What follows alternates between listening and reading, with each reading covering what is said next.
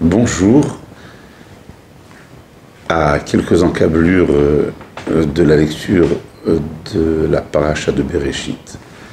Donc nous reprenons notre bâton de pèlerin pour recommencer à nouveau une lecture de la Torah. La semaine dernière, nous avons célébré Simchat Torah qui a conclu sur une année de lecture.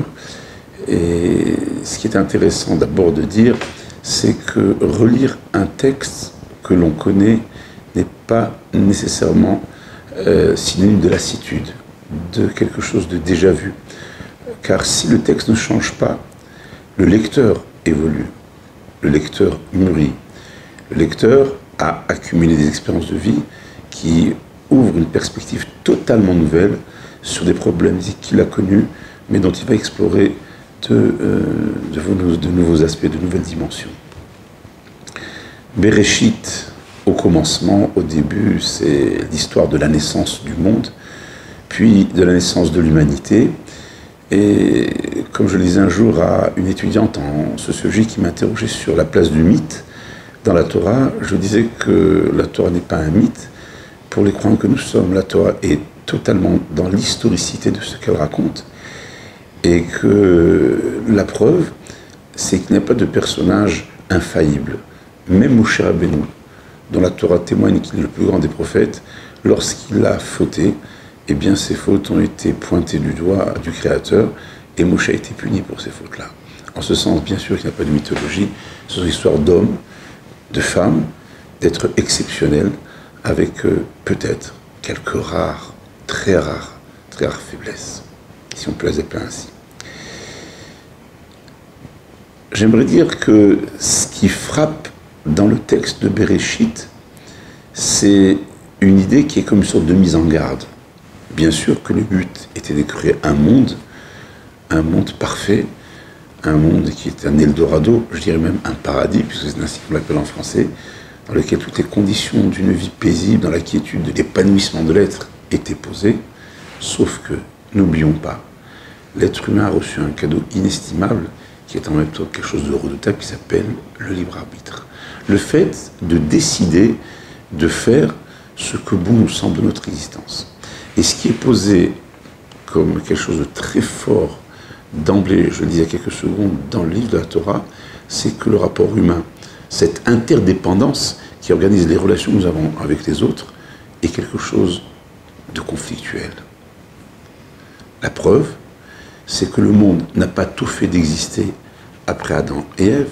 Le monde n'a pas tout fait de voir arriver la fraternité entre Caïn et Abel, et très rapidement, cette fraternité va tourner au fratricide. Est-ce un échec du projet divin, ou bien est-ce peut-être plutôt l'expression de ce véritable libre arbitre qui engendre, après la deuxième génération, la mort? Par ailleurs, est-ce que pour autant, la dimension conflictuelle de la relation à l'autre doit-elle toujours déboucher sur quelque chose qui ressemble à la destruction dans son expression la plus terrible, à la mort? Regardons l'histoire, comme elle se développe tout au long du livre du Bereshit. Comme nous l'avons indiqué, au départ, le fratricide de Caïn et Abel, c'est un conflit qui débouche sur la mort. Un peu plus tard, on verra qu'il y a une sorte de lutte, une sorte de compétition entre Isaac et Ismaël, la génération d'après entre Jacob et Ésaü, la génération d'après entre Joseph et ses frères. Doit-on désespérer d'une fraternité aboutie où la conflictualité des rapports va être quelque chose qui engendre un enrichissement personnel? Quand je dis cela, je pense à deux grandes écoles qui sont évoquées dans le Talmud, la fameuse école de Beth Shammai, la maison d'études de Shammai, la tradition de Shammai, et la tradition de Hillel, qui, sur de très nombreux domaines de la loi, se sont confrontés, je parlais du conflit, mais pas un conflit à Dieu ne plaise qui détruit, au contraire, un conflit générateur d'une élévation de l'esprit, d'un enrichissement de l'argumentation, d'une profondeur du jugement. Ça, c'est sans doute l'aspect positif de la conflictualité telle qu'elle a été pensée au début de la création du monde. Alors, doit-on désespérer? Je repose la question de la conflictualité.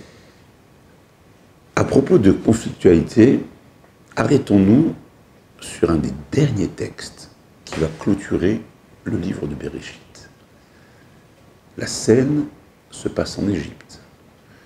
Les personnages impliqués sont Ménaché et Éphraïm, respectivement l'aîné et le second fils de Joseph.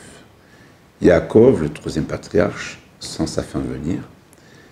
Il va bénir ses petits-enfants et les élever au rang de tribu d'ailleurs. Ménaché est l'aîné, Éphraïm est le second.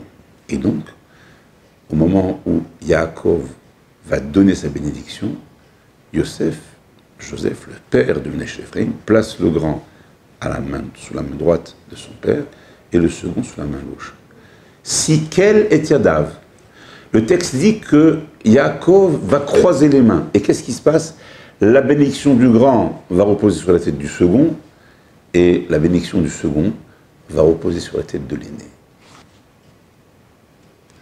J'aimerais rappeler à nos chers internautes qu'il y a une très belle et très ancienne tradition qui, tous les vendredis soirs, lorsque le chef de famille retourne de la synagogue à la maison et que les enfants sont réunis autour de la table du Shabbat, il y a un usage qui consiste à ce que le père et la mère de famille bénissent à tour de rôle chacun de leurs enfants, filles et garçons.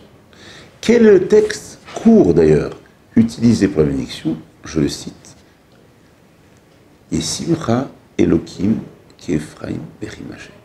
Que Hachem te fasse advenir comme Ménaché Ephraim. Ce qui voudrait dire que le modèle de la bénédiction, c'est Ephraim et Ménaché. La question, elle est, pourquoi ces deux personnages sont-ils le modèle? Incarnent-ils l'archétype de la bénédiction? Eh bien, la raison est somme toute fort simple. L'aîné, qui s'attendait à recevoir la bénédiction principale, n'a reçu que la seconde bénédiction. Il aurait pu en avoir du ressentiment, de la jalousie à l'égard de son petit frère. À l'inverse, le petit frère, qui soit consacré par la bénédiction essentielle, aurait pu ressentir à l'égard de son frère de l'orgueil, de la suffisance, être infatué. Et voilà que cette bénédiction n'a rien changé dans l'amour que les frères se sont portés. C'est pour cela qu'ils incarnent, Ménaché et Éphraïm, la véritable bénédiction. Différents dans l'ordre de naissance, différents dans les caractères, différents dans leur mission dans ce monde. Mais l'amour, le respect, la fraternité va subsister. L'histoire de l'humanité commence avec un conflit qui, hélas, débouche sur la mort. Ce conflit va se perpétuer au fil des générations dans des tensions fraternelles, dans des tensions d'un frère à un autre, mais finalement, il y a à la fin de ce livre de Bereshit, juste avant le début de l'exode, de cette terrible servitude qui va se passer en Égypte, que les enfants d'Israël vont traverser, quelque chose qui va sublimer la fraternité et qui finalement va donner à la conflictualité un sens positif et constructif. Je finis en disant que cette bénédiction ouvre sur une période de 210 ans d'esclavage que les enfants d'Israël ont traversé, cas un cas, dans les difficultés, dans la souffrance, mais ils vont sortir vainqueurs de cette épreuve. Entre autres choses, disent nos maîtres, un des mérites qui a fait que les enfants d'Israël sont sortis d'Égypte, Shelo Ayu Bahem Dil Torin. Le Midrash dit qu'il n'y avait pas parmi les enfants d'Israël de délateur. Le délateur, c'est celui qui n'aime pas son frère. Le délateur, c'est celui qui déteste son frère.